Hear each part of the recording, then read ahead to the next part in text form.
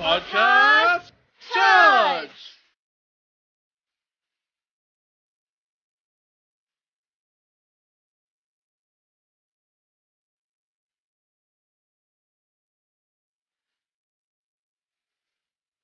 Hello everyone, and welcome to episode 116 of LostinTranslationmon. I'm May. And I'm Jay. And this time we watched Toma's Day Off, Exploding Bomber Nanimon. Or a birthday that Christy will never forget. And Yoshino gets her Cinderella story, Chrysalimon's Shadow. Or the Sanger's Secret. And so we are back to recording in person, and hopefully my voice is a little bit better than it was. I'm almost over the flu. I started running again, which is good, but hopefully my voice sounds a lot better than it has been. It's still a little bit croaky, but so apologies for that. But we'll just have to go in and hope that it doesn't completely disappear by the end of the show.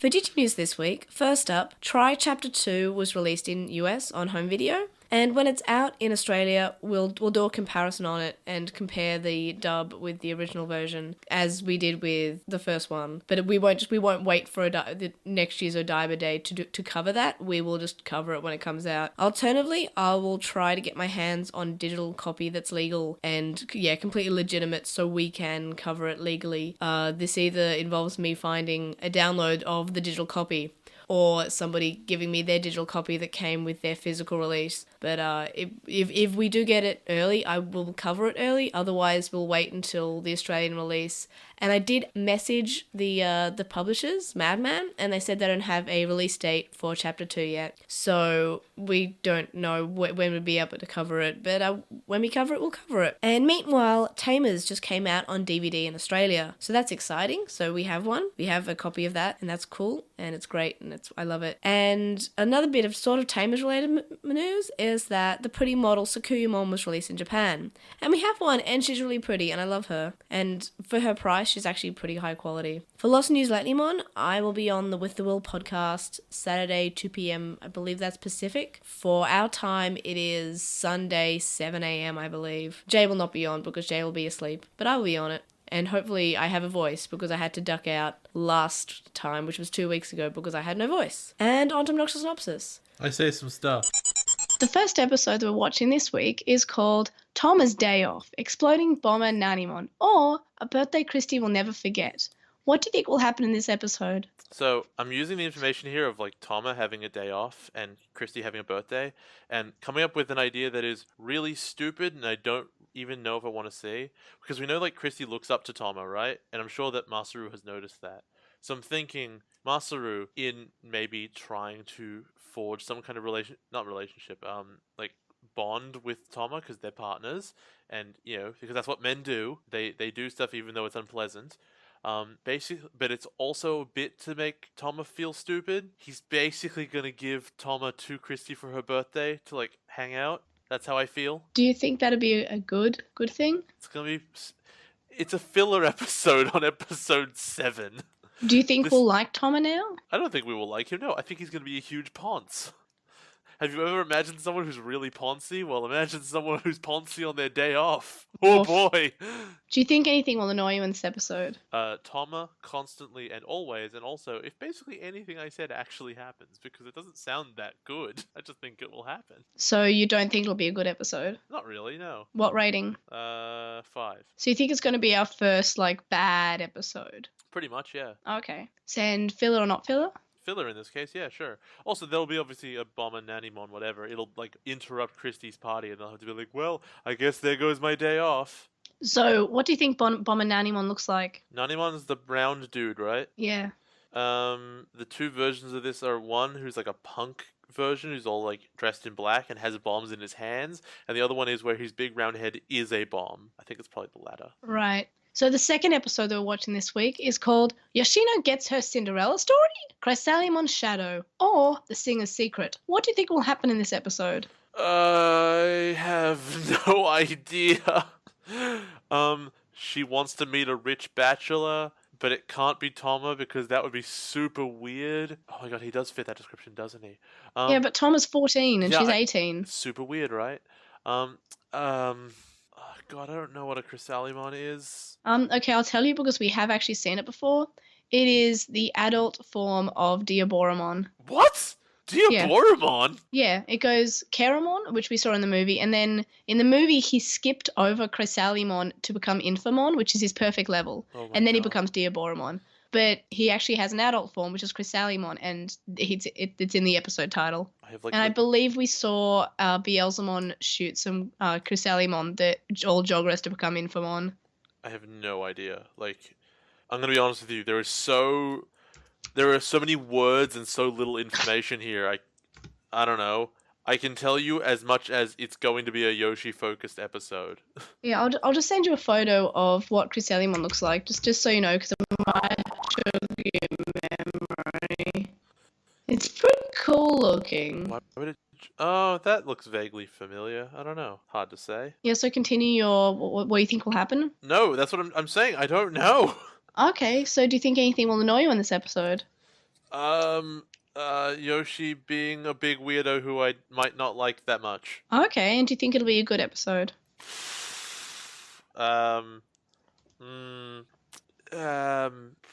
Probably not so much. Like rating 6? So you think both these episodes will be worse than the episodes we've seen so far? Yes, I tend to think that. So filler or not filler? Not filler. I honestly Okay. couldn't tell you why, but I feel like it will be. Okie dokie. Well, any more predictions about either of these two episodes, or onto the show when hopefully we are not recording over Skype and we're actually in person and the audio quality's good and I have a voice? I hate recording over Skype. No wonder we stopped doing this. Yeah, it's also because like I can't glare at you when you make bad jokes. I love that. And- I love being glared at when I make bad jokes. And when like the audio quality sounds better, it doesn't sound like we're speaking through some glass. It's very bad quality. Anyway, so onto the show. Hopefully better quality and better my voice, hopefully, finally. Hopefully. All right, onto the show? Yeah. Coolios. Episode 7 starts off with Agumon and Masaru politely welcoming Toma back at Dats, and they call him Sir, and Galmon and Toma are both equally weirded out, and they have some pretty hilarious facial expressions. I thought they were trying to give him poison tea. I was pretty sure this was some kind of plot. And then, like, it was all backed up because they're like, is this some kind of plan? Oh, he can smell it. I'm like, they were trying to kill him. No, that's funny. So Toma asks what they're doing, and Agumon says, well, obviously we're pretending to be maids. In the dub, there's no reference to pretending to be maids, which is sad because I kind of like this maid Agumon that we now have. Is that some kind of weird... Is that like Professor Agumon? Yes, it's a new variation of Agumon. We have Professor Agumon, we have 2005 Agumon, and we also have maid Agumon, and also the original, I guess. And Atmon Agumon. Atmon Agumon I as mean, well. Atmagumon. In the dub, Thomas asks what the catch is, and Agumon says that there's no catch as they'll be doing all the throwing. That's dumb. It doesn't make any sense, but I would rather than be saying that they're maids. I don't know why they did this. Maids, known for throwing things. Yeah, 100%, right? Toma asks why it's necessary for them to act like this towards him, and then he says that they must have ulterior motives. Masaru explains that he has to take a makeup exam, and if he fails, he has to repeat the year. In the dub, the sign that he looks at is changed from saying the below people need to participate in a makeup exam to him saying, like the sign saying how there's a final chance makeup test in room 107. And I just find it a weird change because in the original it's kind of funny and it's saying He's the only name. his name is the only name. He's the only person who needs to take up this makeup test, which is clever because it means they don't have to design any characters in the classroom scene. I like how Tom immediately just assumes, look, man, I know you want to help studying. I know you think, oh, I'm a genius, of course I can help you, but like you're beyond help. And in the original, he actually says, hey, look, I know I have a PhD and all. In the dub, they don't reference that he has a PhD, I'm pretty sure. Masaru says that that's not it, and it's Chica's birthday tomorrow, and he wants Thomas to look after her, while Masaru is in his makeup exam. And in the dub, he explicitly uses the word babysitter, and I don't know, Chica's not a baby, and she's quite mature for her age, so I'm not too fond of the use of the words babysitter when referring to this. You need babysitters for people up to like 12. or Also, something. he's not like sitting, he's actually like walking around. Okay, come on. That's pedantic. Yeah. Thomas says that it should be Yoshino, and Masaru says that he needs somebody who can act like a father figure. That's weird. In the dub, it's, I need someone who can act like a big brother. That makes so much more sense. I don't know, but they're saying that they're setting up for plot about the father. No, but like, if you're coming in, right, and you're basically saying, look, I can't be this, you kind of have to be me. Yeah. Does Masaru think that he's kind of like her dad? I think he wants to be her daddy. That's weird. Don't say that. So Masaru brings Toma over because Chika is tough to deal with, apparently. She kind of seems to be. Yeah, apparently not for Toma. Apparently she loves Toma. She does. And so he needs to test out Thomas being with Christy before they go ahead with anything. So Toma comes in and Chika is very happy with the arrangement. Toma isn't sure, but Sayuri is very attractive and convinces him, basically. And this just sort of happens. Like, Masaru says, oh yeah, well, he'll be looking after you. And Toma's like, no, I haven't decided yet. And Sayuri's like, you will do it though, won't you? It's like, oh, yes, actually, I guess I'll be the best producer of a birthday party ever. Yeah. And Chika's like, wait, you have a Digimon? He's like, yeah, it's a dog. And she's like, I want to see the dog. Yeah. And then he gets all embarrassed when he says, hey, look, you have a talking dog. It's great. I'm not a dog, though. And Agumon, the lizard, starts laughing and says, haha, she called you a dog. I'm like, well, you've been called a lizard before, buddy. And yeah, you are a lizard. I think what I like about this, I want to call him Goggle Kid because he has the position, even if he doesn't have actual goggles on. What I like is that because he's so straightforward and earnest, there are constantly things that he's making fun of Tom for that if anyone else was doing it would be ironic because they apply to him as well. And it's the same with Agumon, right? Yeah. Like, you got tricked by a stupid giant mole. And that's why you got trapped here. Or, she didn't call you what you actually are. Yeah. And the same thing happens to them. But there is no irony in it because they're like, so what? It still happened to you and that's really funny. Yeah. And another thing I noticed is that when Sayuri is saying, come on, you will do it, won't you? It's almost like she's using her, feminine wiles to convince him. In the dub, she puts on this strict mother voice. So I guess it's almost trying to seem like she's pressuring him instead. She's pressuring him instead of flirting with him to make him do it, right? I know, I just got that impression and it was like a weird change from kind of like this mum being, I guess, a little bit flirtatious with this boy to get what she wants. And then it's her like, come on, you'll do it. And she's using like the strict mother voice. I mean, I didn't pick it up, but maybe. I was concentrated on the fact that I really thought that Thomas had like a journal, like, Dear Diary, today they invited me over for dinner.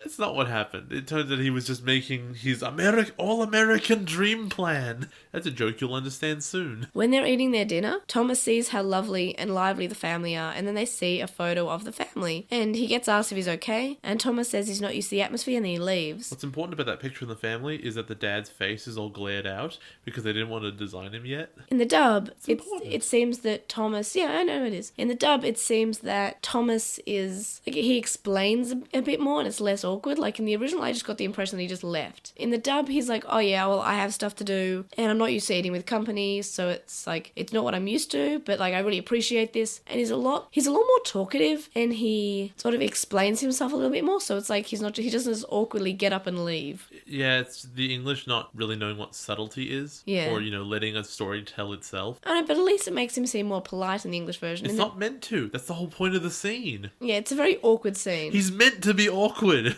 Taking that away does a disservice to what the story they're trying to tell. I know, but it also does a disservice to his character in the original version because I got the impression that he was very polite. No, this is his character. He's not polite. He's horrendously rude. Okay, I got the wrong impression then. Why would you get that impression? He went up to the boss and said, fire this man. Okay, yeah, good point. I guess he's kind of blunt. So yeah, then we see him make this giant keikaku, which means plan. See, I found this funny because he actually wrote keikaku on the thing, and I was honestly wanting and hoping that there was a translator's note of keikaku means plan as he wrote keikaku. It means plan. We'll die. Keikaku means a bomb is an orange. All according to Keikaku.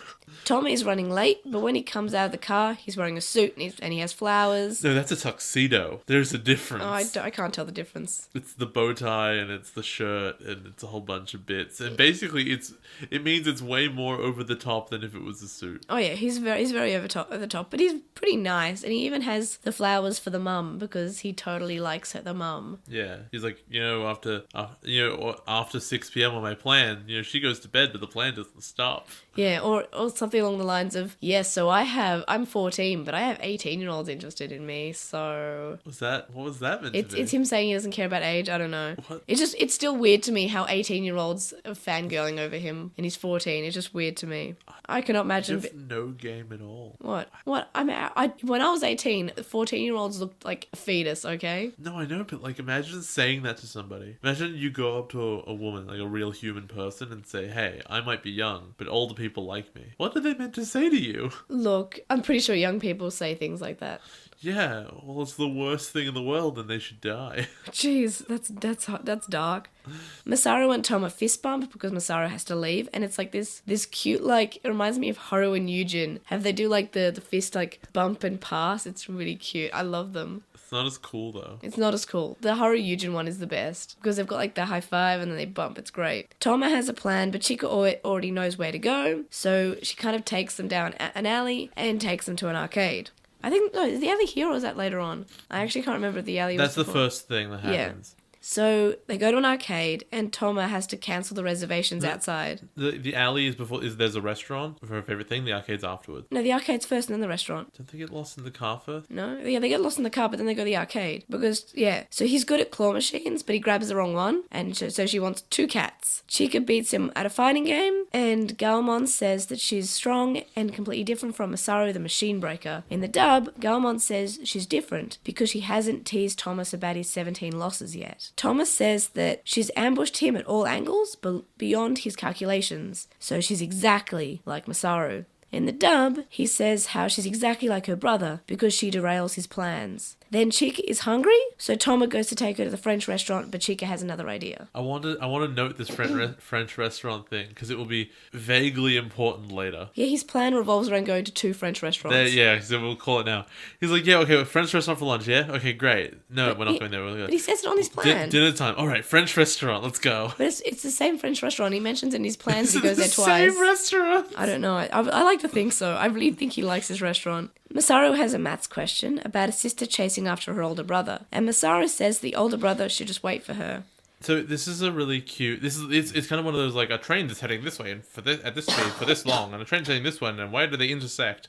And it's just such a good moment to show how Masaru thinks. Yeah. Where his answer is, who cares about the exact number of minutes? He should sit down and wait for her because that will make her catch up the fastest, rather than him turning around. Like he not only does he think laterally, but his answer is probably better than what the answer than it wanted from a utilitarian perspective. So it shows that, I mean, yeah, he's kind of stupid, but he's really functional. See, I got the impression in both versions that he was likening this question to his real life and how he's a good brother. I felt that more in the second one. In the first one... I think the dub made it more clear. I think in both versions it's just showing that he is a good brother. Well, like, in the Japanese he says, oh, the brother should sit down. Like, and as though, through the lens of his experience, he goes, okay, I understand the situation, that's what would happen. In the English, it's, I would wait. I would wait for my sister, who is the focus of this episode.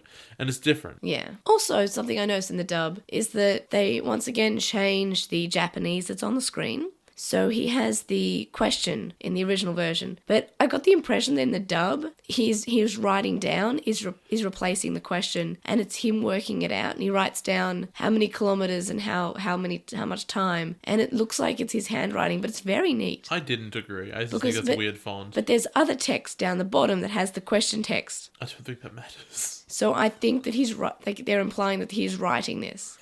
Don't agree, but that's fine.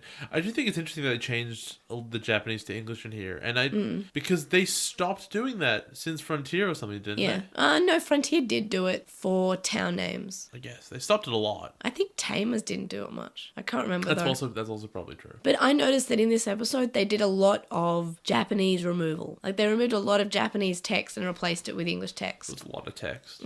So Chika wants monjayaki. And Tom has never eaten it before. In the dub, for some reason, Sarah says how she can't stand it, but she also calls it fried slop. And it's really weird. Like in the original, she's just like, oh yeah, Chica loves this, but she doesn't say that she doesn't like it, and she doesn't call it fried slop. I also like how at the end of the meal, this meal for 3 was worth like $20. Yeah. It's like awesome. It was like, what, 1,600? It was 1,700 yen. abouts. And then he tries to pay on card, and the restaurant owner is like, "Are you serious? Are you joking?" Look, I'm really sad that a Digitamamon didn't come out and they had to fight it. That would have been so weird and so out of place. But so great in the whole history of Digimon with these angry Digitamamon. And angry restaurant owners. Yeah. It's not even a Digitamamon. I'm so mad. Don't you buy my omelets? Look, what I wanted is that maybe he has like a little egg brooch on his like that'd be on his good. lapel, but it's actually a Digitamamon. He's like, "Hi, I'm Digidama Man. Oh my god. Nice to meet you." It'd be cute. I like these. I would like a little reference, but it just does not happen. No, because they don't even have goggles on their main character. You think they're going to have a reference to old stuff when they don't even want that? They have Agumon. Come on. That's a reference. No, he's not. He'd have to change him to make him new and cool and hip for the kids. Also, something I noticed is that the credit card that Toma tries to use says Toei on it, which is the company that makes Digimon. Did they remove that In the English version, yes, but not when they zoom out on the card. Oh my god, they're so lazy. So it's still there in the English version, but it's not there on the close-up for some reason. So Thomas in the dub says that he spent all the money at the arcade, so he doesn't have any money. And like, why? I'm not sure why they had to say that. Like, I just think he just tried to use his card. It makes more sense. Thomas says that he's feeling bad that his plan is so different, and then Chica says that she wants to see fireworks. In the dub, she especially just wants to see green and orange fireworks. Because they need to set up like the weird specific nature of the change they're gonna make. Yeah, instead of in the original where she says, "I want them to go boom and bang," which is the sound a bomb makes. By the way, Not necessarily. I'm also listeners. I'm really sorry about my voice. I'm not. I am. It's so painful. If I have to suffer, then everyone has to suffer. I hope that I'm able to do the Atmon and the Digimon manga recording tomorrow. I'll probably die. Hi everyone, it's sorry. Hi everyone, it's Lost in Appalachian. Like it was the other week. I just want it to be better. This week, Agumon showed up, and it was so cool. I'm excited. Anyway, but back to the episode. I just wanted to This is the best apologize. Appalachian apple episode ever. Apples, but what about oranges? Oranges are the new apples. Aren't you glad I didn't say bomb? That's so dumb. No, it's not. That's really. It's the episode title, Jay. So awful. I thought of it a week ago, and I've never been happier. So awful. Look, honestly, it's low-hanging fruit. To be specific, it's low-hanging oranges. It would be really funny if oranges grew out of the ground. I know they don't, but it would have been really funny. That'd be really low-hanging fruit. It's not hanging. It's not even hanging. It's just it's just there. It'd be So- really funny if oranges weren't real. How can oranges be real if our faces aren't real? Oh, you got me. How can oranges be real if bombs aren't real? Hacku. So Toma brings them to an amusement park because they have fireworks later on in the day. Then there's this cute little montage of everything they do in the park before it gets dark. And then they ride a Ferris wheel. And Toma has memories of his mother. And she has black hair because... Genetics. No, because she's Japanese. And his father must be blonde. And Yeah, that's but why he's blonde. Blonde hair is recessive, so it's really unlikely he would have ended up blonde. He beat the odds. I guess she had to be part blonde herself then. Aren't you glad I didn't say blonde? Like, I'm pretty... She's Japanese. If she's Japanese and, like, both... Come on, Astra. You didn't complain about when this happened with Astra. You liked it. You said, oh, it makes sense because his mum's English. You liked it with Astra. You're right. Shut up.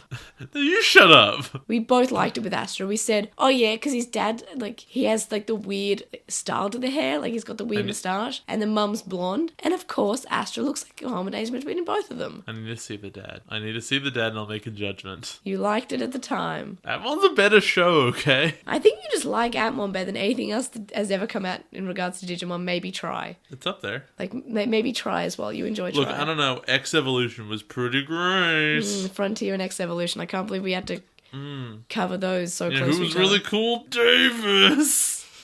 See, Davis is looking pretty good after X Evolution. Black Lagoon. I think you're still mad. At this point, I'm going to be really honest. I can barely remember why. I know I hated him, and I can remember bits and pieces. Oh, no, it's coming back. Oh, I remember now. He fights, like, Omnimon and, like, Imperial Dramon to a standstill or something. And then they both de-digivolve. And he doesn't. There's no Black Agumon. There's a Black Agumon toy. No Black Agumon on the show, though. And then, what about the time he sacrifices himself to stop the thing that happens in 2 episodes from happening? I don't hold that against him, to be fair. It just shows how useless Remember he the always time he was. just flew off into the horizon and then came back 3 episodes later? Remember that time his entire mission was to kill Oikawa because he wanted to kill his dad, and they found out it was Oikawa standing right in front of him and said, "I'll be back for you later." Yeah. For like no reason. We should rewatch 02. I'll die. I will quit the show. I'm not kidding. Rewatch Frontier? I will quit the show. What would you rather rewatch, Frontier or 02? I will quit the show. X Evolution, gotcha. Okay. X Evolution is shorter. I'd watch that again before any of those other two. Okay, good point. So, a Digimon who is a giant bomb shows up. No, it's an orange. That's canon. As I said, Anyone who grew up with the show would know it's an orange. If you think it's a bomb, that's just Mandela syndrome. Yes. Mandela effect. Mandela theory. Mandela theory. Like, you think, like, of course it was a bomb. That makes sense. His name was Bomber-Nanny-Mon. But no, that's an orange. Yeah, it's Bomber Orange Mon. No, Orange Nannymon. Citrus Nannymon. Citra Explosion Mon. What are you talking about? So, in the original, he's saying things like, I'm gonna blow you to pieces, bastards! So, can I ask you a really, really important question about the plot of this episode? Yeah? Where did Bomber-Nanny-Mon come from? He 'Cause disappeared. I don't know if you can tell or whatever. Bomber-Nanny-Mon is like three or four stories tall. He's huge. Yes, but he's He very couldn't just sneak up. When he's walking, he's getting the like Godzilla, the water shaking in the cups. You know. Yeah. There's no way you'd be on the top of a Ferris wheel and the first thing you notice is the big flashing lights. You'd notice the monster walking towards you. Look, I think that we should have been shown a little bit of extra footage where it was this Nanimon who was like, I don't know, refused some sake or something. And then he goes berserk because we've seen that this happens and he Yeah. evolves to Bomber Nanimon. Yeah, maybe. Or he mode changes because that's probably more accurate because they're both adult level Digimon. Are you saying he mode changed from bomb to orange? Yes. Orange, you're glad I didn't say bomb, as I said before. Are you dressed up like that because it's like a tribute to this episode or what? So Jay's pointing out that I'm wearing my Umaru-chan cloak because I'm trying to embrace my inner gremlin. Oh my god, what a weeb. You know, it's my Citramon cosplay. What they actually needed was having Bomber Nanimon coming out of a portal. And then Tom being like, a portal? God, why do all bad guys have portals? That's literally a thing all the bad guys have. Yeah. Oh my god, Digimon Tri-Bridge was better than all of the rest of Digimon. So we won't talk about the low-hanging oranges as per se because I have some questions in the Fine. episode discussion Maybe we part. can skip through this bit now because they have a fight and the fight ends. Is that the end of the episode? A few times in the dub, they forget that they edit out the wick on the top of the bomb, but they don't change it to a leaf, so it's just bald and it looks really weird. You just said we're not going to talk about this orange bomb. No, I'm not going to talk about like our opinions on the change and everything Okay. because we have a segment for that, a discussion point for that rather. Orange, you glad I didn't say kaboom? Aren't you glad I edited in all this green stuff to hide the smoke? Yeah, that was weird. So he's spraying people with orange juice in the dub. And yeah, as I said, I don't want to talk about, like, we'll talk about, like, the individual things as they happen, but we won't talk about our thoughts right now. Before I die, you're all going to get flooded. Ooh. So Toma is going to Vitamin fight C. the Digimon, and he tells Sayuri and Chika to make sure that people are safe. Toma disregards orders to wait for backup because Toma says that it's personal because he likes his family Just now. got personal. Galmon evolves, and Bomber Nanimon says how he'll be blown to bits along with him. In the dub, he's going to spray juice over the whole park because there's enough juice to flood the whole park. And that's the worry. Oh no. It's very creative. Oh no. Thomas says that Galgamon should throw him up in the air and then attack him in the sky. And he does, and it becomes orange and green. And he gets the memory like of Chica saying, I want orange and green fireworks. And that's what gives him the idea to make him explode in the sky. The dub adds in more Samson talking to Thomas here because they cut out like so many bomb scenes that I guess they just could not edit around. So there's just a lot of Samson talking to Thomas in the dub. Toma is thanked by Chika and Sayuri after the fight, and he wants to take them to a French restaurant, but Sayuri wants to cook for them. Then, in the dub, when Yoshi gives Christy her present, when back at the house of Masaru, Sayuri, and Chika, Lalamon adds in, I would have helped wrap it too, but I don't have hands. You know what? Fair enough. You And- can evolve at will, though, and get hands. but you're ugly then. So? Good point. So Sayuri has cooked fried eggs because that's apparently all she can cook, There do appear to be other things at the table. but the main focus And everything is else the egg. goes really fast. And then the egg is just Agumon being like, Look, I like to think that Masaru is that kind of kid who's like, no, I'm only going to eat egg, and she just cooks him the egg. we had a family friend, like legit legit who the only thing that he ate for years and years was like spaghetti with butter. With butter? Yes. In fact, I think he had it with butter and Vegemite. What? When did he stop this? Yeah, eventually, when he was like 16. This is weird. I mean, like, legit, that was like an 8-year diet he had. See, there's a reason that Americans have the stereotype that we eat Vegemite all the time. Well, we do. I do. I don't. It's I'd disgusting. eat it more now if I could fit it. Disgusting. You know what? I know that it's silly, but essentially, spaghetti with Vegemite is just a sandwich, but different. Yes. And right now, like right this moment, all of those flavors is exactly what I want. You should make it for yourself, but just not give it to me or Can stand I do near that me. after this show? We don't have Vegemite in the house. Why not? 'Cause What no are one you, not likes it. Australian? No one in my house likes it. We're an English household. God, you're all gonna get deported. Yeah, by Pauline Hanson. We're going to have it. The citizenship test is eat this Vegemite. And I'll be like, I just had my Vegemite. Not worth it. No, to become Australian, you have to down 7 Weet-Bix covered in Vegemite. Okay, sure. So while we're talking about people with strange eating habits, I went on camp with this guy who liked he liked everything for breakfast. When I say that, I mean he would put the cereal in his bowl. Yeah. Then he would pour the orange juice. Then he would scoop out some Nutella and put it on top. And then he would scoop out some Vegemite and put it on top. What? And then he would add the milk. What? I'm not joking. Apparently that, not the whole thing, but apparently that's like, people are not agreed on what you put in cereal. And I think that like, we all agree it's milk, right? It can be yogurt. No, but that's also milk, but that's just thick milk. Yeah, it's just thick milk. Okay, and you're making porridge at that point. No, I mean like legit people think, oh no, it's water. What? You put water in. So you don't put milk, that's crazy. I Put think it we in water. should find those people and put them in a room. The weird ones is... And teach what are you them talking about You thought you food. put milk? You put in orange juice. Yeah, no, this guy was That's weird. legit. And then I think there's like a really, really low number. It's like, yeah, Mountain Dew.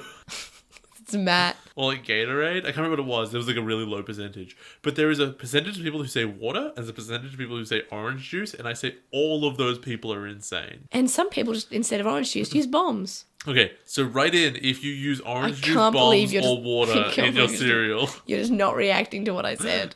I heard you. I don't know.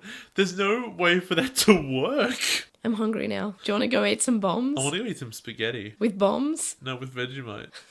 I've never actually had it before, but right now Vegemite sounds like the best thing in the world. Well, you're going to have to go somewhere It's else. got that good umami flavor. Oh, it's solid. I'd rather natto. Ugh, natto's great. Natto's the best. No, Naoto's great, but natto sucks. Natto's the best, like That's me. awful. It's great. It's great.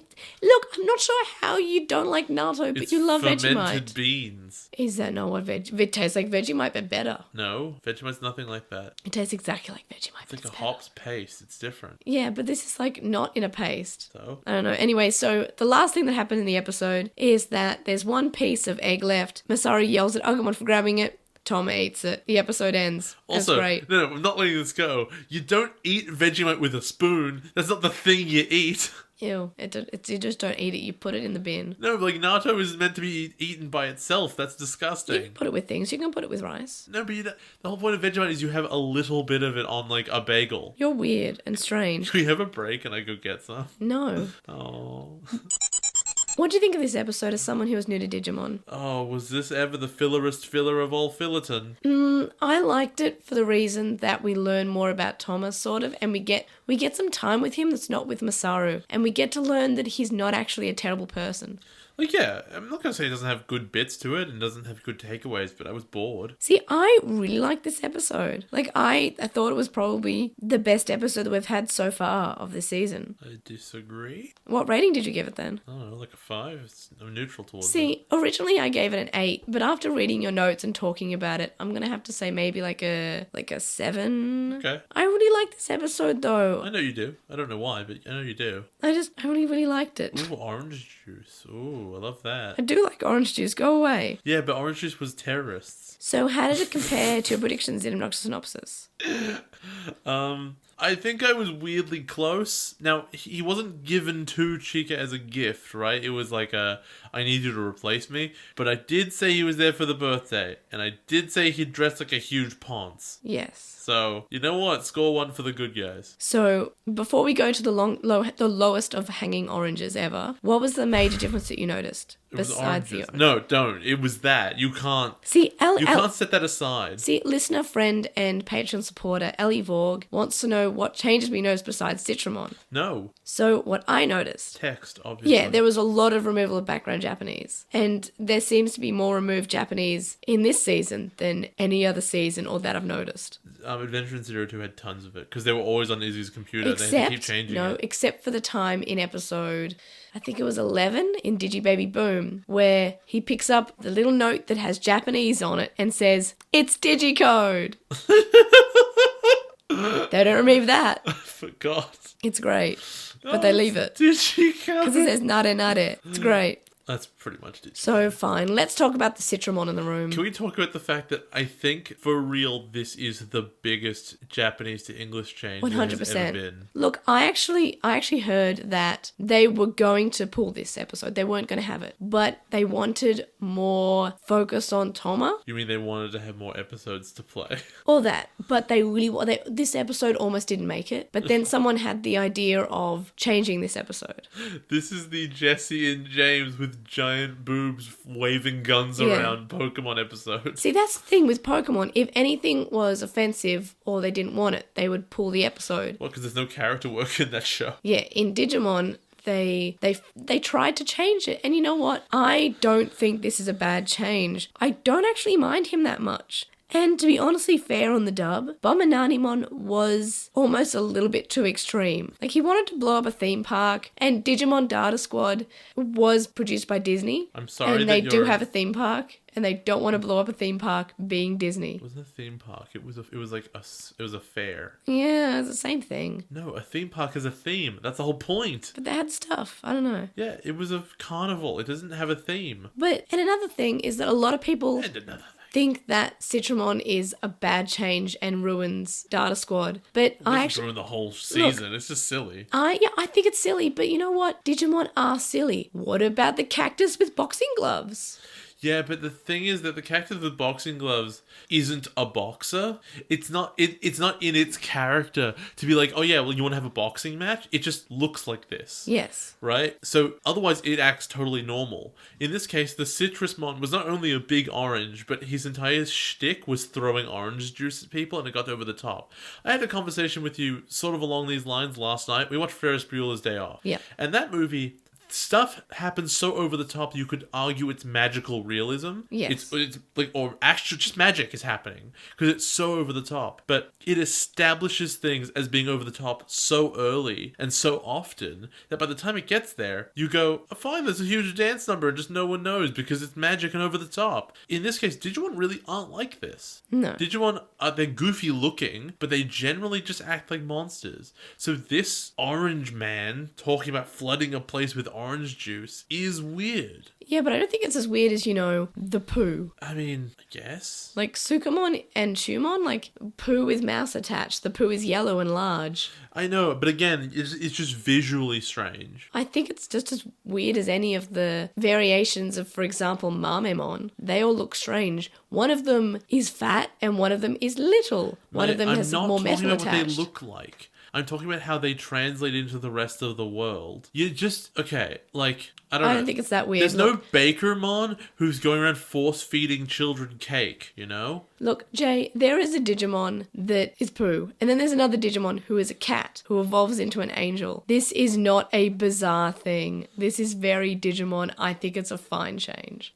I was never saying it was really that bad, but I am saying that it's not a really small thing either. Yeah, no, and I understand why it's really odd. No, it's a big change, but it's not... It doesn't ruin the episode. I never said it did. Yeah, no. But my thing is, I'm saying that I've read a lot of people who don't like this change, like, and aggressively anti this change. I mean, those people should get a life. Yeah, and like, would you rather of them not made this episode that gives time to a character who's not the main character? I would prefer it never happened. Then I wouldn't have had to watch it a second time. And then you'd have to watch less episodes. Yeah, exactly. Honestly, if they just didn't translate the rest of Frontier as a result of this, I would have been happy. Not Frontier. You know what? No. If this came out and they didn't translate Frontier, I would have been really happy. We would still have to watch it. We just wouldn't have to compare it. Savers kept getting a dub. Frontier didn't get one as a result of this episode. They went back in time and That removed a would've dub. Killed me.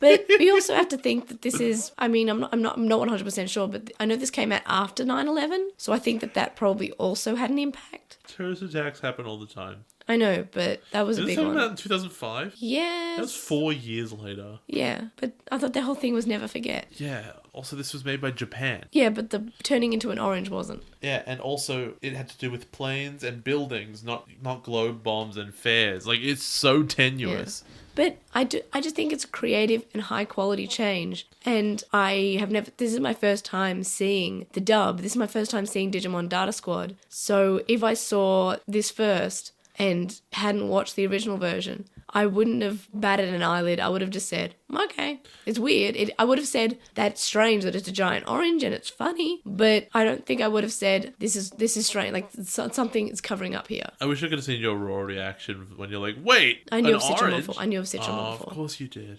Because I know everything about Digimon. I just hadn't seen it. Yeah, that's right, because only I don't know stuff. Yeah, no, I know basically everything. And you posted stuff earlier, it's my fault. But Except for their voices. The voices are all new to me. That's why in the first episode I kept on saying, oh my god, it's just Sojiro from Persona 5. Well, it is. So my main complaint about it is that they didn't make this, like Citramon, a variation of Nanimon. Citronanimon. Because it's still, Citrus Nanimon or something, I don't know. Who cares? Or a Nanimon or something, I don't know. But the thing is, because it still looks like a Nanimon, it looks exactly like the Nanimon that we've seen before. Make it a variation. Is Citramon a canon Digimon? In the English version, yes. No, like, if you were to look up a big list of all the Digimon... It's not in is the Citramon original. on No, there? it's not in any Japanese list. It will not be there. Okay. It is 100% dub only. Okay. That's super weird. Yeah, and I think this is the biggest change we will ever come across covering the show. Is Citramon, is he the summer memory? Here's the summer memory. Here's Willis. We came full circle. You mean Wallace? Who I called Wallace for like 40 episodes? Yeah, I remember in the first episode of Digimon Adventure, you were asking where Wallace was. Who's Wallace? Because we watched the prequel, and the prequel in the English version would not shut up about Wallace. And it makes no sense who he is. You know what? No. Citramon and Wallace are the biggest changes in all of Digimon. Don't they also mention him in like the actual adventure show though a couple Yes, times? but the thing is, they edit him into scenes in our war game, and they even changed parts of the plot to be, No, I remember that. Digimon is because of Wallace. And it made a lot of sense, like, why I wasn't finding about Willis, because I was watching one movie in 3 parts. Yeah. 02 does reference him. Izzy mentions him like 3 times. Because he's one of the international tamers. Yeah. You know, and that's he the word doesn't they use. he doesn't exist outside the movies in the original version. So yeah, I guess Wallace and Citramon are both big changes in all of Digimon, but I don't think we'll ever get bigger than that. Okay, actually, I'm dying now because I'm laughing inside because thinking of Tri-Bridged again, and characters just keep looking at things, going, "Are we still talking about like Davis and Yoli? Does anyone remember them at all? No one. Oh, hey, Ken Ichijoji. We remember him! So are they just dead? So I guess they're dead. back to Citramon and not about Wallace because he's not an orange. I would have actually really liked to know if what their His other plans backstory were. and motivation. No, it's an orange. I don't think he has a backstory. So I actually asked Jeff Nimoy this, but I didn't get a reply, so I'm sad. Aw. Because I would like to know, did they have other fruit? Was he going to be an apple? Was he going to be a pineapple? Was he going to be an eggplant? I mean... Why an that's orange? One of the lamer questions you could have asked. I just want to know what other fruit they thought of, or what other objects. Or why couldn't they just made him a giant Nanimon? I want to ask so many questions about why Frontier happened. But yeah, but you wouldn't ask Jeff Nimoy that because he's on the English staff, and Frontier was already out, and also he didn't work on it. He might know people. He might be able to have the connections to find one. He might be able to keep fighting to find that answer. I know you want to have the creator of Digimon Frontier on the show, Jay. I really Do you just want me to become fluent in Japanese just so I can try to get in contact with that person? Uh-huh. Wow, I was joking. Okay. I have so many burning questions, and I bet all of them, and it's the worst answer in the world. I bet every answer to every question I have is, dude, it's a show for children. And I'd be depressed by that. Yes, and I can guarantee that those will be the answers because it was a show for children. Because, like, when you think of a creative project should, at every point, you'd be like, I understand why I did this thing. Even if it's not a good answer, right? Like, oh, I did this because it's narratively convenient, but it had to be done. Or I did this because of this, and this is the function it had. I get that. But, like, the worst answer in the world is there's no reason. And it really, it translates to we were lazy, but it's just, there's nothing to it. I don't know. We didn't think about the train tracks. But even then, like, I need to know answers to the question, like, did you plan how far ahead were things planned? See, you know what I wanted to ask? I want to say, so Breath of Wyvern just sends them to the moon, doesn't it? And I want to tell him my fan theory. And he'll be like, what's Breath of Wyvern? What's a Dynasmon? And you'd be like, it's the thing that Dynasmon did. And he's like, oh, it's been like 20 years, right? He could have just done Hideki Anno, who did Evangelion? Yeah. Like, people have said fan theories to him, and he's basically just said, sure, why not? Yeah, strong. Yeah. Strong and to the point. You're like, sure, why not? Yeah, sure. It's like Lisa Simpson meets J.K. Rowling. So what happens in the last book? He grows up and marry you. Is that what you want to hear? Yes. So, however, just to wrap this discussion up. I'm glad. Shut up. I really like this, and yes, it's funny. If you put them next to each other, it is funny to talk about. Like, they are very different, and it is funny. And it's funny how they edited all these green blobs of things to cover up the smoke and the bombs. It is funny. You mean that Microsoft Word, like, clip art? Yes, and it's weirdly green. And the oranges, for some reason, are green that he uses. I don't know. And he doesn't have a leaf sometimes, but also it does. It's an animation error. It's okay, he's balding. Yes, he's balding, but also his leaf comes back. But overall, I think it's actually quite well executed, and it's not that bad. I think it's a big change, yes, but I actually kind of think it's funny. Like, it's nice. And you know what? A bomb that wants to blow children to bits. I think I can live without that, actually. Like, I know it's a bit of a difference from, I'm going to flood this entire park with orange juice. I don't know. I don't want Digimon for something that's realistic. I don't think a giant orange is ever going to threaten my way of life, but a bomb might. I mean, to me, it seems like if you're going for a more mature show, which is what they're trying to do, then you have these themes, and have the police stop them. Go ahead.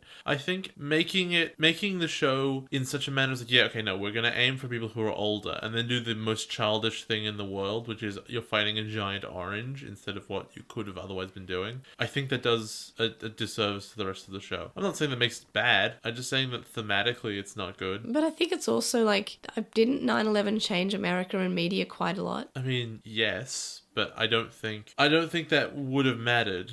I don't think that would have been the deciding factor. At the start of episode 8, Yoshino is seen running away from someone, and Masaru is shown that he's having some ramen, and he's watching a news report of a star who was seen with a woman, and the woman, surprise surprise, is Yoshino. At DATS, everyone is staring at her, and Megumi and Miki are both mean and angry, and they're like saying how they got paper cuts on their paper cuts in the dub, and how they're getting all this hate mail addressed to DATS. Okay, so this begs some really important questions, right? Mm-hmm. And I have several questions during the course of this episode about what is DATS? It's an organization. Okay, so it's an organization. It's essentially a Digimon police force, is that correct? Here's the thing. Is DATS secret? I would have said yes it is, but apparently people just know where she works, and I guess maybe they just meant the address, but it does come across that they know that she works at DATS, and now thanks to Yoshino, everyone knows about the existence of Digimon. So, because of people are sending mail to DATS, yeah, and the fact that DATS is opening it means it's going to their actual mailbox, right? They wouldn't be opening it otherwise. Yes. And I guess they must have put out the name of the place she works. Yeah. But we also know that DATS always flashes people with the memory things. Yes. So we know that there is an element of secrecy to it. That we know that their mission is to be secret. I think it's just a government building otherwise. But what do the public think DATS do? I think they just think it's a government office building or something. Because I'm sure the government would know. Because, I mean, later in the episode, as an example, they have like a run-in with security at a building, or they're trying to get into place and they're discussing security as an issue. A police force will be able to be like, I have have a badge, I can be here. But and do I this don't whole think. I thing. think they're different from the police force. I think they're more secret than that. No, I get that, but they would have some kind of authority, right? You don't need it to be a police force. Oh, the FBI, CIA, Though, whatever. in the first episode, we do see Yoshino say, "I'm with Dats" to some police officers and they let it go through. But that's, yeah, you're right. We don't see that happen again in this episode. So I tend to think, and I know this is usually my response to this sort of thing, is I tend to think they haven't thought it through. And That's sad. This is where world building again is a problem. And this is where I love throwing this back at our audience every time. You shouldn't do that. This is That's what mean. world building is the details that you ask about this. Okay, you've just established, probably for the sake of a joke, that Dats is getting hate mailed. So what is Dats then? Is it secret or is it not? I think it is secret, but they're using something else as a cover-up. Like what? Why didn't the show tell you? It doesn't need to. You, as the audience, shouldn't have to invent something that would take one sentence to explain. Yeah, to say, oh yeah, it's a government building. They're the Department of Cybercrime. Yeah, and I mean, they operate out of like a random warehouse on the docks. They're clearly meant to be secret. Well, clearly that old man can break in. Old man's magic. He doesn't count. Okay, you're right. He's magic. He's not. I don't think he's a dude. I think he's like he's a Genai. He eats fish. He could be the Kaiser. No, he cooks fish. We've never seen him eat it. He puts it up and goes num num num. No, he doesn't. Yes, he does. In that episode, he does. I have a screenshot of it. It's great. Oh, right, fair enough. Starts eating the fish, but he's nomming it, and it's like right next to his moustache. It's great.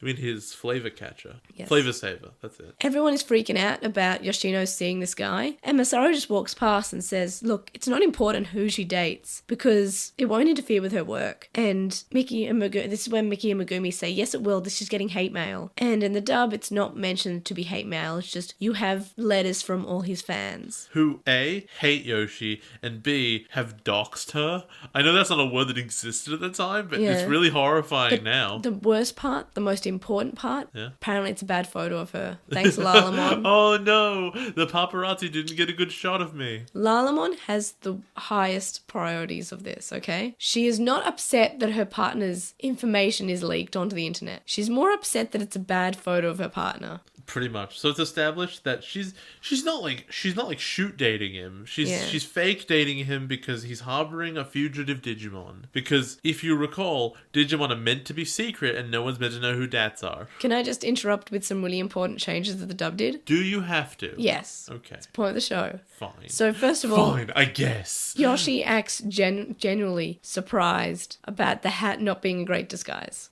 You know, I did catch that. Yeah. It was a foolproof disguise, in fact. The next part is that while in the original they posted her name, birthday, work address, and blood type, in the dub, blood type's really important in Japan. I did catch it's that. all to do with your personality, apparently. Oh, I didn't know that. So in the dub, her name, phone number, and favourite music have been leaked. Phone number's pretty rough. And then Thomas said, show tunes. Okay. In the most judging voice. I'm just like, what is your damage, Thomas? He Do you doesn't not like show tunes? No, he's clearly not. He likes Bach and Mozart and Kid Rock. You can tell by the look on his face. So Miki and Megumi want details, and Satsuma comes in and then explains how this is all according to Keikaku. And they're all like, no, take her outside. We want to date the guy. Because that's how dating works. If my boss says that you can't date them, then I get to. Yes. That's how dating works. I would know. So when they're talking about how Yoshino's undercover, in the dub, Agumon asks, under what cover? Because he doesn't understand what undercover means because he's a Digimon, and it's great. And he turns and just goes, oh, well, that means in secret. Okay! That's Yeah. it, that's the whole conversation. I love Agumon. I love him so much, and I love the fact that the dub and some parts of the original are referencing to the fact that Digimon wouldn't know what some of these things are. They did it like once in Adventure and then forgot about it ever since. Yeah, they did in the first couple of episodes with What's a Parents, What's a Japan. That's so strong. It's such a good bit. To be honest, every season of Digimon that has Digimon in it should do this. Do it all the time. It's my favorite part. Like, what is that? The thing is, it's not even like that's a Digimon specific thing. That happens with people. Like, if someone were to move here from Japan and you said Vegemite, they'd be like, what's a Vegemite? Like, that would happen. Everyone knows what Vegemite is because I'm just using it everyone knows as it's an disgusting. example. Why do you like Vegemite so much today? It tastes nice and I haven't had it for ages. Well, because it tastes disgusting and I you're love wrong. it, and shut up. No. There's a new weekly poll. I really love it. Is Jay wrong? Yes or yes? I want it. Go right now. How wrong is he? Wrong. I'm not going to Very sit wrong. here and take this abuse when I could be eating a bagel. With something nice in it, hopefully. Yeah, with butter and Vegemite. Ew. So So good. this. When Yoshino explains that she's childhood friends with Neon, in the original, she says that he's changed physically from being short and fat. In the dub, she's mainly mentioned how he's changed psychologically and how he used to be such a shy and sweet boy. I would never date a shy and sweet boy. Now that he's famous and rich, now's the time. And then, because the plot summons him, he shows up, and Yoshino calls him by his real name, which is Hitoshi. I think he's 50 Shades of Greying it. He's just tracking her and stalking her. That's and so creepy. There's a whole subplot they're just not going to bother going into. In the dub, she just calls him Neon. He doesn't have a first name. Hitoshi's removed. By Toshi. Yeah, by Hi Hideko. Toshi. By Toshi. Well, it's written as Hitoshi, which could be read by us as Hi Toshi. So if he's leaving, it's by Toshi. That was a stretch. I know, and I had to explain it. And You know what this is? This is also a stretch. Jay's stretching. I should point that out. That's a good stretch. And then Toma kicks a can in the bush, and it hits a paparazzi. And he just smirks like, yes, all according to Keikaku. All according to cake and oranges. Oh, I want cake now. Why have you done this to me? Are you going to put oranges and Vegemite on your cake? I did watch a video of Tina Fey eating like a whole cake today. Me too. I mean, I would also eat a cake too. I didn't see Tina Fey eating a cake. Yoshino is having dinner with Neon, and he's eating something with carrots in it. Yoshino says that when they were kids, he would always leave his carrots behind. In the dub, he would hide them in his pockets, and whenever Yoshi was on duty, she would give him extra carrots. I would also like to point out that when I was about 4, we had fish pie for lunch at the preschool, You told me about this. and I put it in my socks. That's so disgusting. And I came home with it, and my parents asked me why I smelt, and I said, I ran a lot today. I just had fish socks in everything. I just Aren't you really... glad I'm not fish socks? In the dub, I just put oranges down my pants. Why do you smell? I ran into a tree. I ran into an orange farm. My dad was an orange. But I'm your... No, you're not. It's an orange. That's how things work. That's how life works. I just thought I'd share that story with everyone. When life gives you oranges. Because my parents will never let me forget Make about green fish. and orange fireworks. I think it was fish pie or something. I don't know. You've told the story enough times that I can confirm that is the story. Okay. I could be wrong. But I know it. All I know is that it happened because my parents will never let me forget it. Yeah. Then Neon says that he has to do some work in his room, but he won't let Yoshi come in, but he lets her stay around his apartment for some reason. Oh, I don't know how long he's going to do the work. But also, it's like super obvious that the Digimon's in his room. Yeah, he basically says, look, I'm harboring an illegal Digimon in my room, don't go in there. I'm going to go into the one place you're not allowed in for reasons. Yeah. I'm going to do something illegal in there. Don't go in, though. You're from the police, right? Well, definitely don't look at this way. At Masaru's house, Chika and Agumon are watching TV. On the TV, Neon says that he has a girlfriend, but she's just a regular person, so the press should leave her alone. Because that always works. We find out that Chika was told by Agumon that Yoshino is the girlfriend, and she wants an autograph. And then Masaru, being the best character in the show, respects her desire, respects Yoshino's privacy and desires completely. And he says, look, Chika, you wouldn't like it if anyone was prying into your private life, so why would you expect everyone else to pry into someone else's? And then she's like, you're being stingy. And she runs off and cries. Yeah, what a good character. And Agumon says that Masaru made her cry. And Masaru's like, clearly it's your fault, Agumon. I'm like, yeah, it's totally Agumon's fault. He shouldn't have told it. I love Masaru. He's so precious. Yeah, Agumon's the best. He made a child cry. I'm happy. Woof. Hey. We see that Neon is working with Keramon and broadcast silent videos of him singing. Yeah, so I couldn't really figure out what was going on there. I think it's just the way it's a promo. I don't know. The English version of that was so much stronger, where it's an ad. Yeah. Buy his new album today. Buy his new album today. Yeah, I guess they fixed that in that part. I didn't catch that. Oh wait, I did. I didn't write it down. But no, it is clearer when it's an Biggest ad. change of the episode. The TV that Masaru turned off turns on again, and it's Neon. Masaru goes outside and he sees electric waves in the sky. Masaru returns to Dats, and Neon's broadcast is showing at Dats too. Lalamon, back at Neon's place, says she doesn't feel signs of life from Neon's room, and there must be a data disruptor. I got the sense it was a Faraday cage. I think she just says data disruptor. I thought it was something disrupting the data, like it was unclear. Not a particularly named Yeah, device. I think it's just a thing, yeah. Then we see that Masaru has shown up and he's ringing the doorbell, and then he's taken away by security. No, Masaru he's- suplexes him. He tries to to take him away. He gets judo thrown to the ground because, remember, Masaru's the ultimate fighter and you can't take him. This is cut in the dub. It's sad. The series of events is so fast. And then, like, he accosts the singer immediately. And then Yoshi slaps him in the face and herds him into... and then heads herself over to the elevator. Like, stop blowing my cover. And there's also a paparazzi near the door. Yeah, and then once she leaves, the security guard is back to annoy Masaru. And this is where I'm like, this is where I ask the question, does Death not have any authority at all that he could show a badge and get the guy to leave him alone? Also, in the dub, they edit out Yoshino hitting him, but they don't edit out the fact that he has, like, the damage mark on his face. They edit it out once, but they don't edit it out again. Wouldn't it be funny if he had a big orange on his face? They just have a big bomb there. Wouldn't it be funny if, like, they did, like, full-on actual sensor bars, but they were all just oranges? They're all Citramon. Is a new sensor bar? Yeah, exactly. Yeah. Oh, naked Digimon can't have that. Citramon. Citramon all on the naked Gabumon without the pelt. You pervert. Yeah. So when we see the security guard show up, he taps him on the shoulder and Masaru runs because this is the man he just suplexed 10 minutes before. In the dub, he's telling Marcus to leave because the fight between them never happened. So this is like the first appearance. So of course the security guard has to sound kind of like, I'm not mad at you, but like, you're not meant to be here. Hey, who are you? I've never seen you on the top floor before. The paparazzi Glen person Rain. took a photo of Yoshino kissing Neon, but it's too dark, so the paparazzi guy's boss is super mad. What is this, some kind of black cat in the middle of the night during a black hole? I want Citraman, damn it! Give me Citraman! Satsuma is setting up a mission for infiltration, which I can't say for some reason, of Neon's place. And Yoshino says that she doesn't have any evidence about him, so they can't just do that. And Tom goes, look, Yoshi's it's way too personal for her. She shouldn't be on this. Take her off the case. And Samson goes, yeah, no, that's a good idea. I will listen to you because you are clearly the captain. Well, he's got a PhD. Yeah. He's the smartest one in the room. I know, I don't feel like we had been given much evidence in favour of Yoshino being too personally invested in this. Except for when she says we don't have enough evidence. Because I'm like, though, there's evidence enough, he wouldn't let you in his room. Look, to be really honest with you, I'm not sure she should have been let on the case in the first place. She has a conflict of interest. Yeah, that too.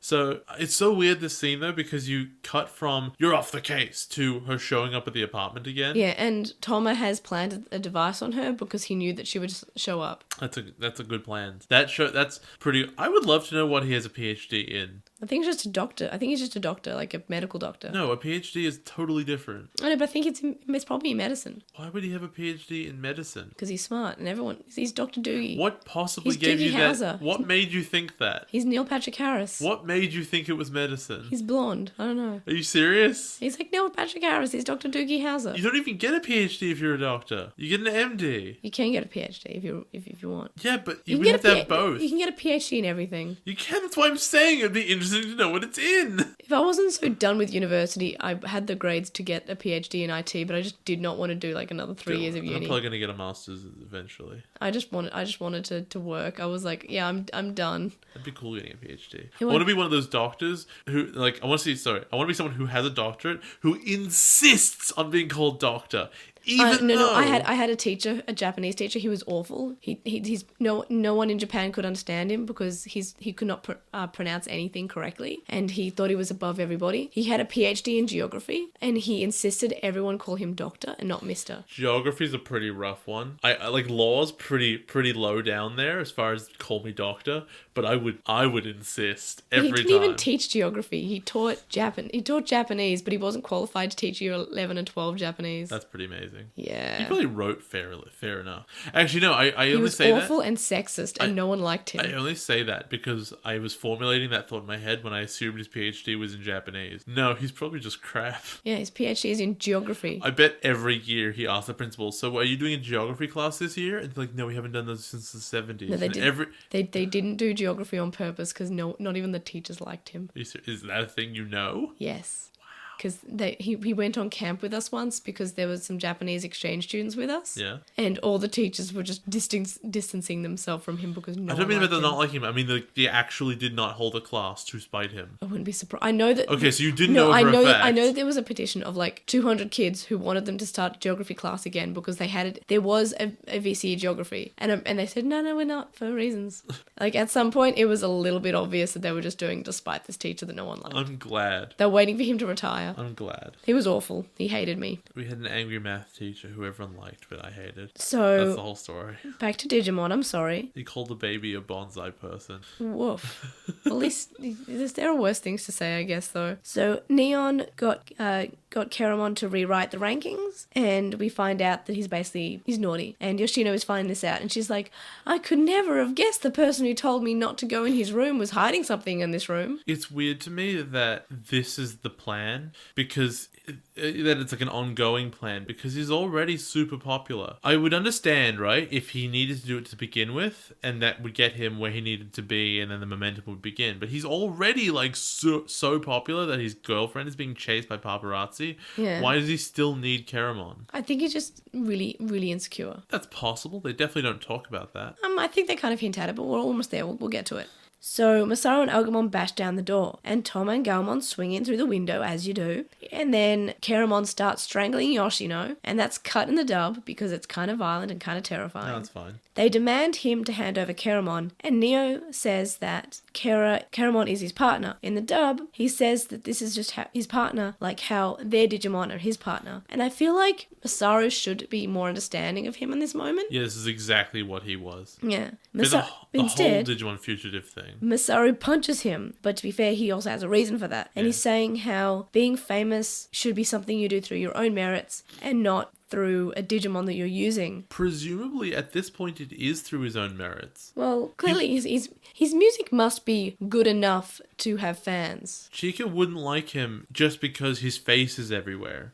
Is Keramon making his music for him? Well, it's not said that, so I'm assuming no, he's just rewriting the rankings. Yeah, so whatever. And then in the dub, instead of him saying that he's not getting popular through his own efforts, Marcus says that Neon's whole career is a lie. That's probably not true. It's not true because he's clearly talented enough to have fans. And when did this Digimon show up? Yeah, we don't know. Has he had it for like a week? Has he had it for 4 years? See, I thought they were going to say that Keramon is the reason that Neon isn't small and fat anymore. That'd be weird. Yeah, but they would have made a reason for it, I'm sure. I would have believed them. Then a paparazzi comes in and takes a photo, and Neon says that everyone needs to quit making fun of him, and he's really angry. In the dub, he says how his career's over now, and they're all going to pay. That's so weird, right? Because, yeah, he took a photo and he got all the Digimon on it and everything. Yeah. However, even though they were just talking about how he's a fake, and he just admitted he's a fake, and the guy says, "Oh, it's a big scoop," he didn't record it. There's no none of the stuff that he got was career ruining. And it's not like he was holding out his iPhone and taking footage. Exactly.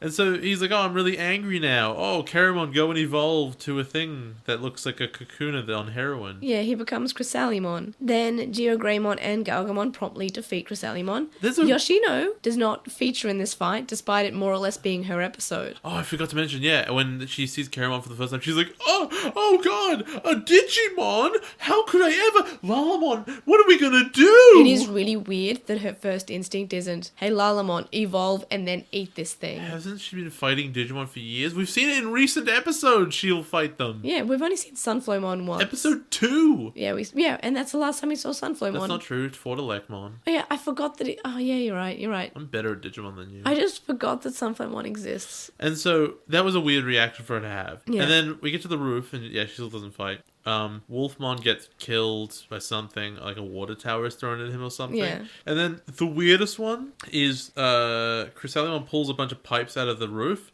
and points them at Geogreymon, and it is said that this is gas. Oh no, the gas! And then Geogreymon attacks with fire and just wins. I think it's meant to be, maybe it's like different gas, it's not explosive. So what's the point of saying it at all? Maybe it smells really bad. What? It doesn't explode. It just seems so strange that they set it up and he's like, oh no, he's getting gassed. Like, what? Is that what's happening? I think it's meant to be there just for us to be concerned. About what? About the safety of our lizard. He was fine. Okay, good point. Then after the fight, Agumon is hungry.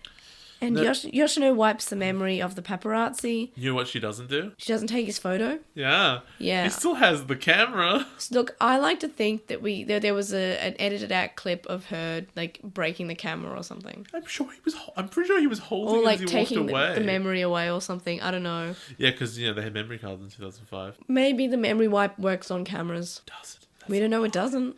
And then she goes up to Neo and is like, you have to get your memory wiped as well. And he's like, okay. And Yoshino says that she will remember for the both of them, and that's kind of cute. And so is the weird irony of this, I guess, is that after his alien is taken away, he's still gonna be really successful. Yeah, but he won't remember Yoshino. Yeah, he will. They were childhood friends. Well, he won't remember her like as his girlfriend, though. He will. It was all over the news. He'll look at it. Yeah, you're right. Yeah, I He's- didn't think of that. She didn't memory wipe the entire town. He'll just not remember Digimon. Yeah, but for some reason she also wiped his memories of her. For some reason. No, She we didn't don't have know to. that. It's just that he'll never show up or ever be mentioned again. Yeah. That's it. He's pretty well designed for a character they're never going to show again, though. That's true.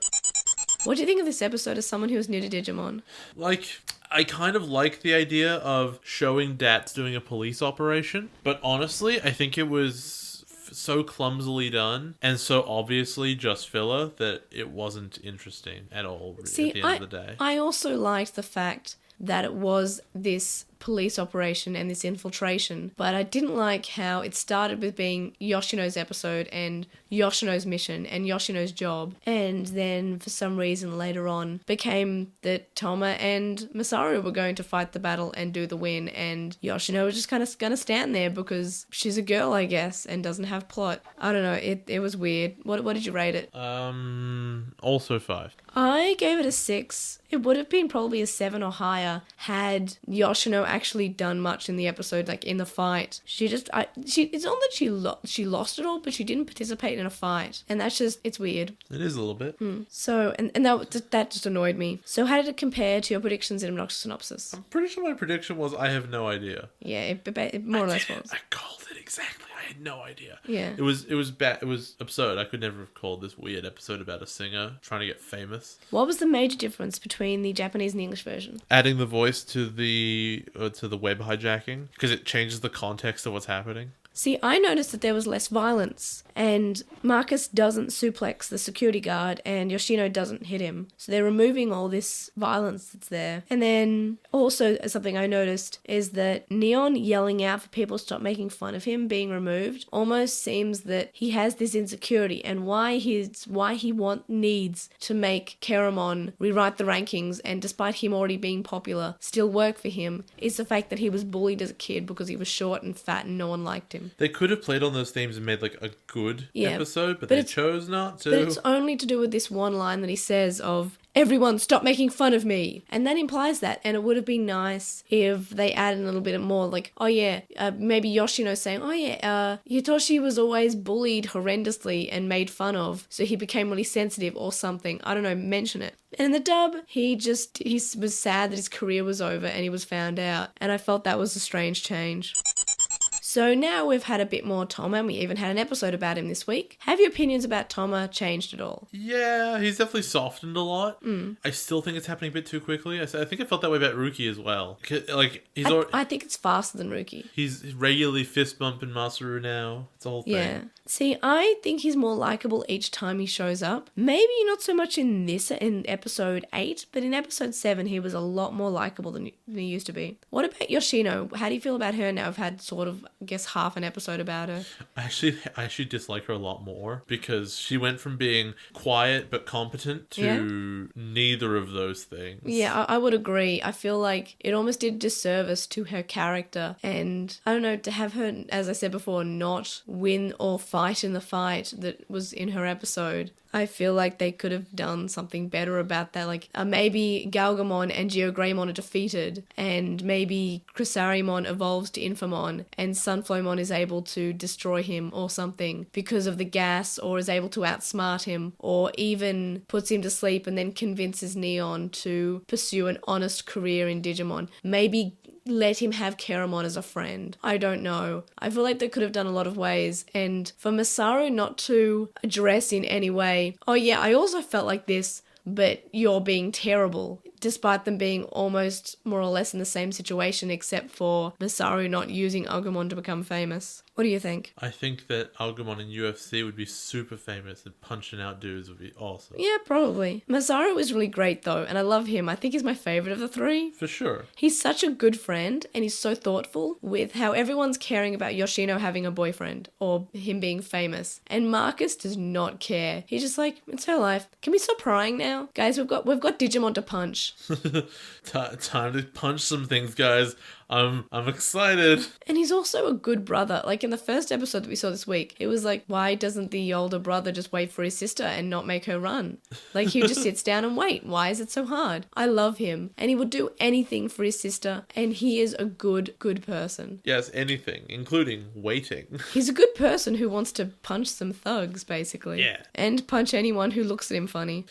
I'll kick anyone's ass. I'll kick your ass. I'll kick my own ass. I'll kick my dog's ass. Do you think Yoshino not fighting in her episode is as bad as Frontier? Well, nothing's as bad as Frontier, so I guess not technically. Because I feel like you can argue that, oh yes, she was too personally invested in this situation to want to fight her boyfriend. It's not like that though. She wasn't about fighting her boyfriend. She never was even nearing that point.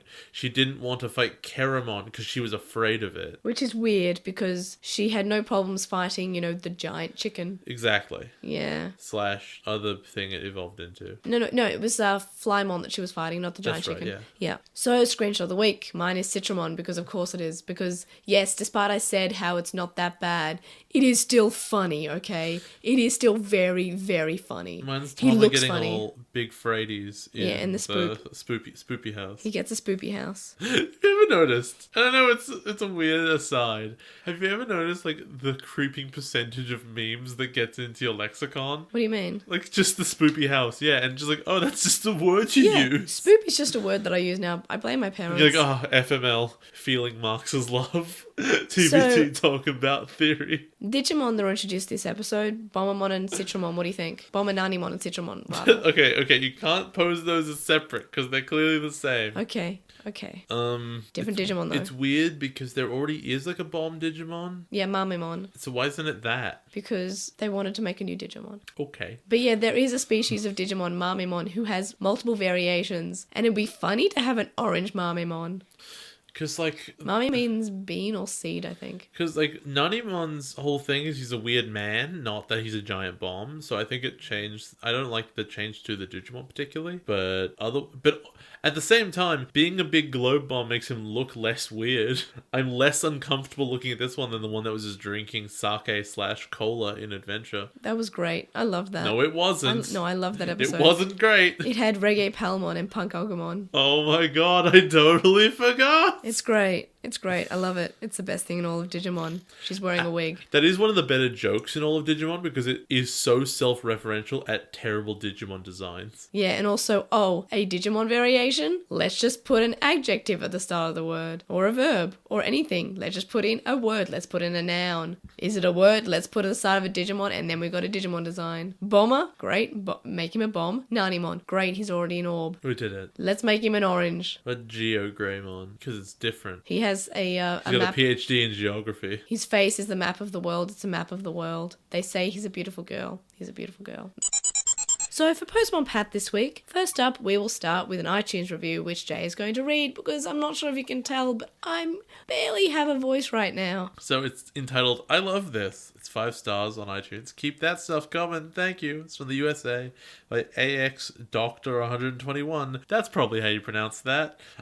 It's from August 1st because they're slow. Odabaday. Odabaday. This is the best Digimon podcast I've ever heard. It's funny and puts perspective on the show you can't get anywhere else. Thank you. You actually can get it at other places because we guest starred on Going Digital a couple times. Yeah. May's been on a couple other podcasts. So sometimes we branches out, but thank you. So I'm basically on every With the Will podcast because I just like guesting on different podcasts. Aren't you officially part of it? I think I'm a temporary, like I'm not a permanent host, but like I'm permanent as long as I have a voice, which was not 2 weeks ago. That's pretty much what permanent is. Yeah, it's permanent if I'm available, but time zones ones are hard. So first up, we'll just back up to last week's weekly poll because I missed this one last week. So it's about Masaru or Toma, who was worse, and Jay's going to read this because no voice. Ellie Vorg said, both are equally out of line. Masaru is being unpleasant to Toma, calling him Tonma, insisting on seniority, and all we've seen so far of Toma is negative attitude, and we've seen Masaru act decently. But in this case, Masaru is still out of line. They're both trying to prove they're the best. They're great foils for each other. Yeah. So then on to this week's weekly poll, which was, who has the best digital world? Jay, please read the results, the comments, and I will get the results. Vincent said, first time voting, just caught up with the show. I discovered Atmon podcast on YouTube. Wow, okay, that's news to me. Yeah, I really think it's interesting about how different people find the podcast and Atmon podcast on YouTube, because we put our podcast on YouTube as well. And they said that adventure has the best as it feels expansive. Everywhere has a name. Jared says, this poll should include Cross Wars. We don't include Cross Wars yet because I haven't seen it, Yeah, so we can't have a discussion about it. And Jay wouldn't know anything about Cross Wars. Fair enough. And Sharkmon says, as much as they love frontier settings, it's true, there's nothing distinctly digital about these fantasy settings except the TV forest. Awesome. So I'll fall back on the standby. Nothing says digital world like randomly placed traffic signs. So this poll, we didn't get too many votes. We only got 13 votes. So in last place, we have Frontier with 0 votes. In second last place, we have Frontier Tamers. deserves 0 votes. Thank you all. Tamers has 1 vote. In second place, Savers has 2 votes. And our winner is Adventure with 10 votes. Nice. Because, yeah, Adventure having the random traffic signs, that's great. I love it. Please continue with the rest of Postmon Pat. So we got I'm one. sorry. We got one on YouTube from Cyphors, who says, regarding the latest Atmon, considering Entomon is, as Jay says, the least useful, I think he didn't turn useless because he was already useless. Sure, I think that would make him more vulnerable to being anxious about it, maybe, but fair enough. Unless, and it never explains this, but if you, what's his name? Whatever the useless mon was, if his power is inversely proportionate to how useful the opposition is, like the more useful they are, the more useless they feel. Mm-hmm. That's totally possible. On Gmail, we got one from Embermoto, who said, hello, Embermoto. No one gets your Classics. Motorola ad jokes. Classics. Hello, Moto. Episode 5, and already the characters are in the opposite world that they started in. It must be a record. Adventure Tie didn't go back until 21, Tamers until 25, Frontier, it was episode 22, and 0 and 2 is the odd one out because they could go back and forth all the time from episode 1. So that means the record is episode 1. Yeah, but I think that it's sets different. its own record because they can go back and forth in this one as well. They love Marcus's mom, well, so does Tom, and how she doesn't ask any questions about the lizard that lives with them. She's got it going on. It's true. Also, I like the fact, like, maybe she's just, her eyesight's not too good, and I like the idea that she's just like, I just didn't want to comment because I thought he had some terrible, like, Skin condition. skin condition that made him orange and also a lizard. And he likes eggs. Christy has the same dub voice as Rika. Thomas is I Koichi. never got that. Thank you so much for telling me that. And Marcus is Axel. I don't know who Axel is. Is that a Cross Wars? Kingdom Hearts, I think. Isn't What? I don't know. I thought that was Goofy. The voice actors for Tommy and Gilmon both also show up in Data Squad. Wu Qinglong says, moving to China for a year and Stitcher isn't blocked by the Great Firewall. Yay. Sweet. First off, Jay is right about Frontier. Secondly, the defense of don't think about it throws any potential for analysis out the window and boils down all discussion to a yelling match based on nostalgia. I agree. Liking something is fine, even if it's bad, but denying the fact would mean you don't actually care. Aw. That makes sense. I'm going on because I think that's cool because I'm right. They'll sign off with the obligatory poem. It's not obligatory, but we always appreciate it. But only a haiku due to little small time before their flight. Wow. Okay, you're moving to China very soon. Yeah, I think Wu's actually in China, has been talking on the Slack at the moment. I can't read this, but it translates to. I will. Okay, so I'm really bad at kanji. I know these kanji individually, and I know their readings. I know that's exit, and I think that's come. So it's I believe it's deki. They might have different sounds, so I'm going to probably Can I just read the translation and I will let you read not this embarrass first. yourself? Digimon o panchi deki riba yaru beki kida. I'm bad at also reading. My reading's getting better though. And the translation? The translation is, if you are able to punch Digimon, you should. We got one from Ryushi who says that changing Aniki to boss is a huge difference. Boss always seemed cold, like a business partnership rather than a friendship.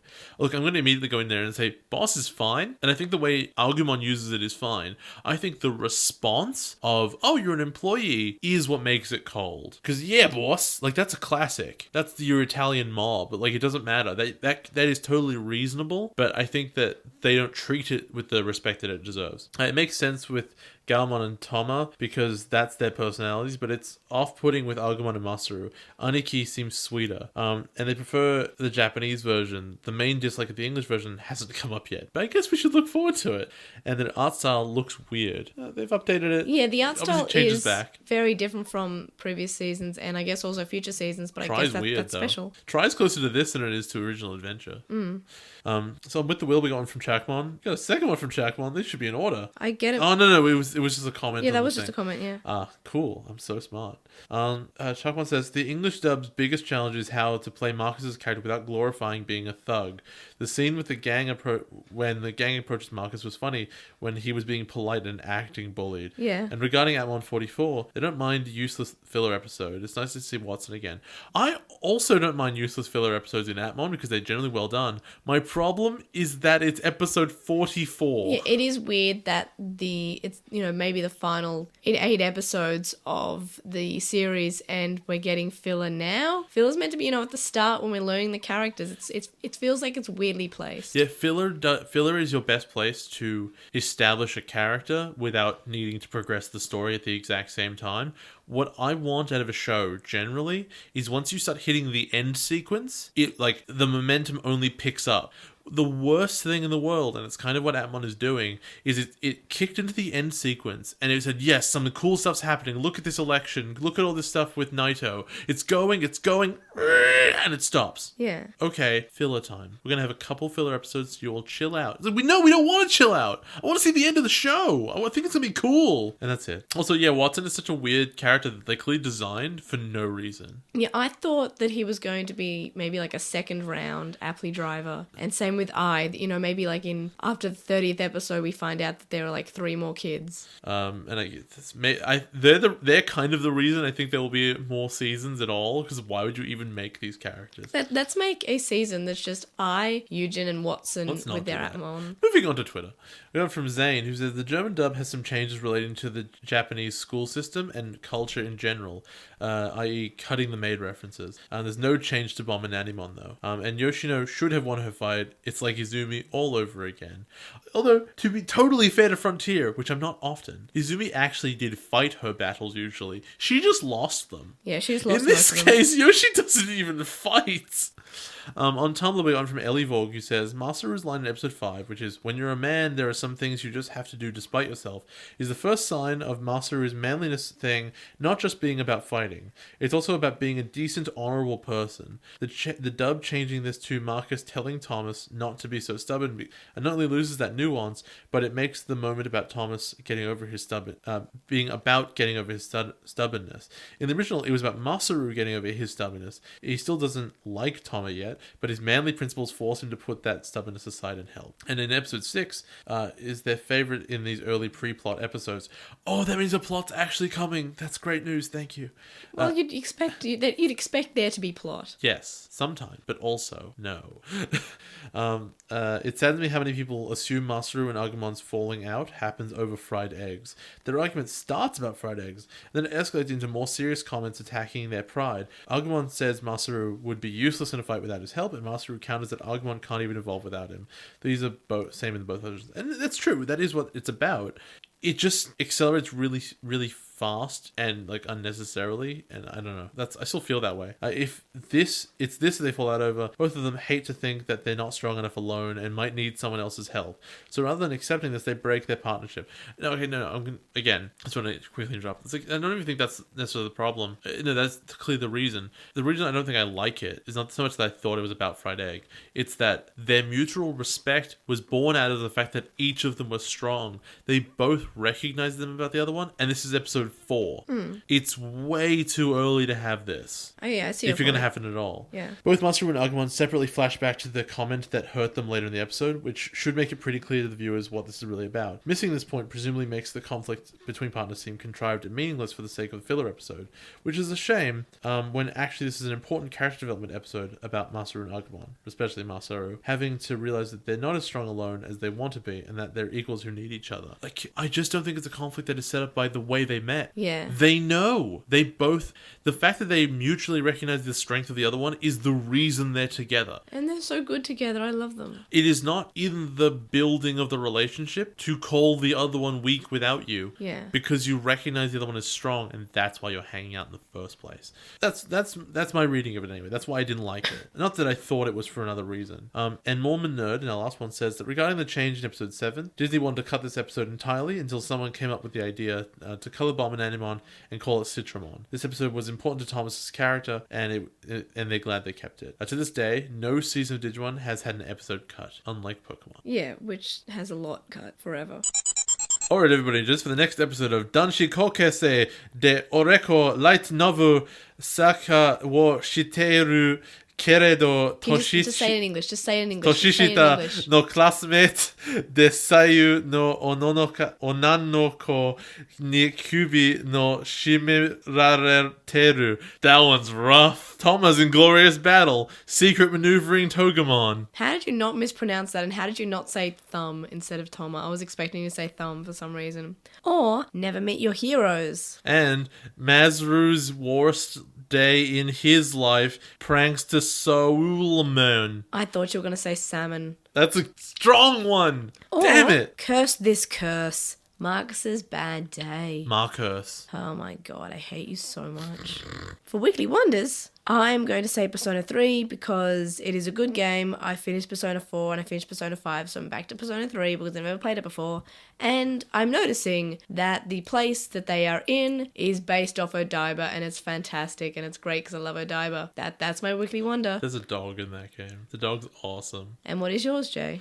Mine is Little Witch Academia because I started watching that. It's on Netflix, right? Yeah, it is. And, okay, so my only sales pitch for this, basically, is do you like Harry Potter? Would you prefer if Harry Potter was A, an anime, B, all girls, and C, 8,000% cuter? Do you mean The Worst Witch, but just not an anime? Yes. The Worst Witch is better, probably. I've never seen this one. It's pretty much The Worst Witch, but it's really cute, and it has, like, the best animation, because it's by the best animation studio, which is Trigger. Trigger is awesome. It's by Trigger? Yeah. Oh, wow, that doesn't look like a Trigger at all. It's too cute. No, like, when you see the animation, you go, oh, there it is. Yep. Oh, okay. You should see, Space Patrol. Yeah, I showed you Space Patrol Yeah, you showed me That's bits of it, cute. yeah. That's cute as hell. Yeah, no, you're right. It is. So, the link dump is linked in the description. It's physical, which means it's better. But you have my Crunchyroll account to watch that thing. Why would you change discs when you can just watch it? Because I like having physical things. Also, it's like... No, you can have the collection, but why would you actually use the discs? So, this week's weekly poll is, do you like Citramon as a change? You can find our screenshots of the week and our weekly wonders in the description and in our link dump. And you can also find our Redbubble linked in the link dump and in the description. And I'm really sorry about my croaky voice, which is slowly going, and Jay's going to have to read the rest because No,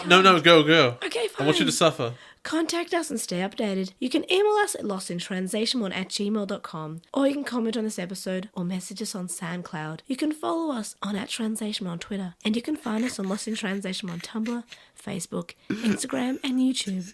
We have a discussion thread on With the Will, and a Reddit thread in the Digimon subreddit.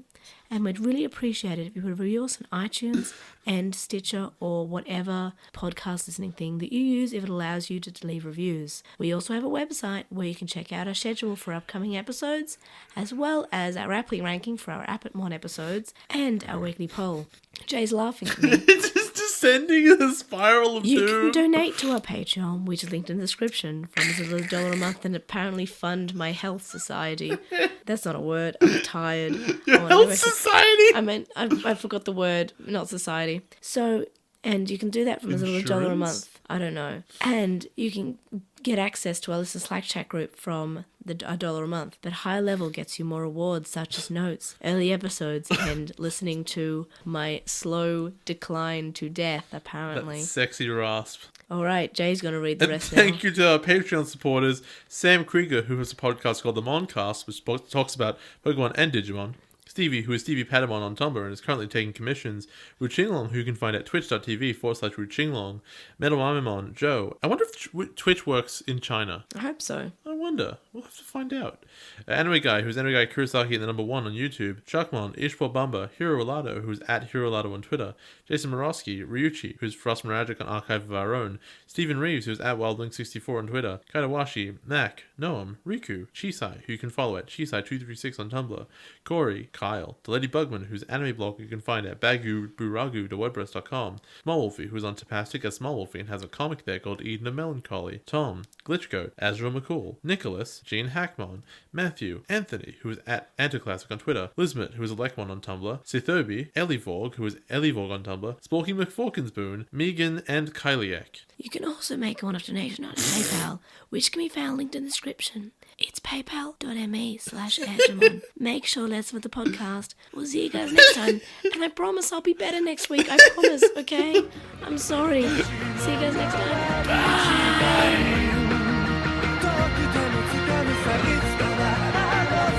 Bye.